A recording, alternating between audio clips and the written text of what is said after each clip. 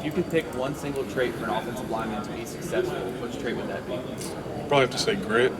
I think it's really important that the guy, even if he's banged up, can go a whole 4 quarters, fight through it.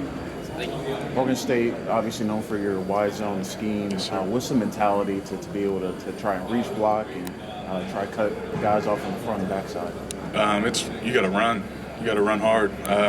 If you're on the play side, you're running straight at that aiming point. If you're on the back side, you're opening up, running, reaching the guy, getting vertical. And then if you're going up to those linebackers, you got to lead them because they're going to be flying. So it's really just RUN run. Your athleticism really stands out on film. Have you always played offensive line, or did you play other positions before you moved to offensive line? When I was a kid, I played flag football. I was a big-time running back in the Rancho Cucamonga League. But besides that, now I've played O-line all through high school and college. What teams have talked to you about position-wise? Obviously, you played a lot of tackle at Oregon State, but there's some teams see you in the interior? I was told, I thought it was all interior that they were seeing me at, but a team actually told me in our informals the other day that they saw me as like a guard, tackle, flex, but I've played tackle, guard, center, so I'm ready for anything, honestly. What's the kind of mentality at those different positions, and how have you been able to grow in those different positions as you've gone through your college career? Mm-hmm. It was definitely a little bit of a transition going into guard from tackle. Tackle, you got a lot of space. Running is more important, but just at guard, it's just more smaller steps, more technical a little bit. You played alongside some great offensive linemen, Talisa Fuaga being one of them. What did you learn from him going through this NFL draft process that has helped you so far? Really just be confident, like me and him, like we had a lot of tape out there, like we played for a long time, and really just be confident with your skills and what you do best. And Have you a chance to meet with the Eagles this week? Yeah, shortly, yeah. How was that interaction, and what would it mean to play under Jeff Stoutland? It was really good. We just went over some plays. Like, it was a very short meeting. Hopefully we'll get some more time with them, but it'd be awesome to play under that guy. Informal meeting with them? Yes, sir. Josh, have you met with the Tampa Bay Buccaneers? Not yet this week, I don't believe. Going from the former Pac-12 to what you guys experienced this year, how difficult, challenging, mentally taxing was that, just from going from playing all these teams that you played historically for 100 years to going to the kind of schedule you need? Honestly, it was a lot like any other season. I was kind of excited to play in some new stadiums, got to see some new places. I'd already played in every single Pac-12 stadium, so it wasn't too much of an adjustment. It was good for me, I think. Is it a little deflating because they were rivals and it's a different kind of standard in some ways? No, not really. We even before we treated every team the same way this year. Every team we played, we came with the same type of focus. So we still got to play Oregon. So happy to play my rival at least. Yeah, I was going to ask you about that as far as being able to at least continue the Civil War. That probably had to be a good thing. Yeah, definitely. What's your favorite block that you made on film this past year? This past year, it was actually the last game of the season, Boise State. Me and my tackle, we had a pretty good duo block, put the guy on the ground. That felt really good.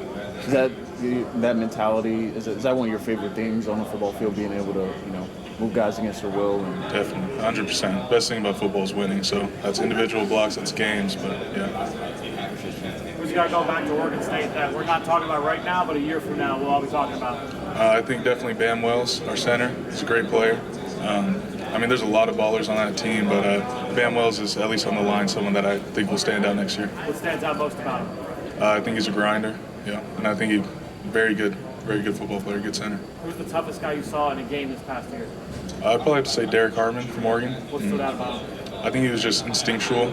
If you took one extra step, he was going like he could adjust off it, and I think that made him good. And then who's a freshman from this past year that, if you had to say, was going to make it to the league in 3 years, you would put your money on? I'd have to say Tastian Wells, Taz, wide receiver. He's a good player from Florida. He's going to be a baller. At what point did you realize he was going to be that kind of guy? Really, just like kind of his professionalism. He came in, he was a goofy kid a little bit, but once he stepped on that field, it was all business. Are there any guys you watch at the NFL? Like, obviously you are your own player, but with your versatility and things like that, are there certain guys you gravitate towards in the NFL that you try and take little things from? Recently, I've been trying to learn the center position, so it's been a lot of Creed Humphrey and Frank Ragnow. So those are the guys recently that I've been watching. What's the toughest thing about that transition in terms of, not that you're necessarily going to make, just trying to learn that position and figure things out? What's the toughest part of that? For me, I think it was the pass pro.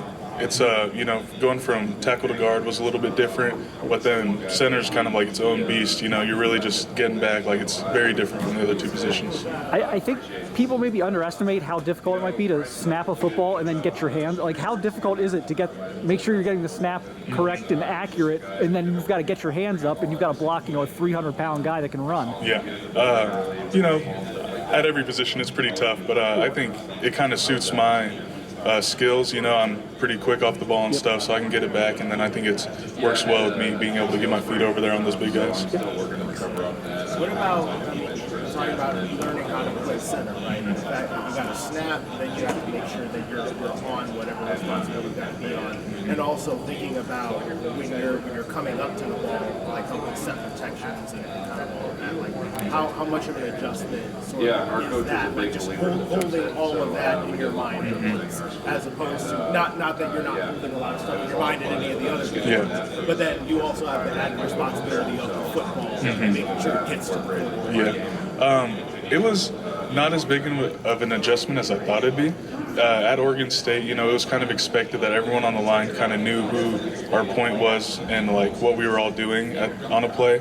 So I kind of had that already practice of coming up to a line, like in my head, making all the calls and stuff, and then going with it. So all I really had to add was grabbing a ball and throwing it between my legs. So not too bad. Hey Josh, can you talk about the stuff that you do outside the field? One thing for you guys in position is to be able to keep your weight up. Can you talk about the nutrition? So I was lucky enough, I have a wife at home, so she's really good at cooking now. Try to eat as much as I can. We'll DoorDash every now and then, late night if I'm, feeling like I'm not heavy enough. But that's the biggest thing, is just eating a lot and then trying to eat clean as well.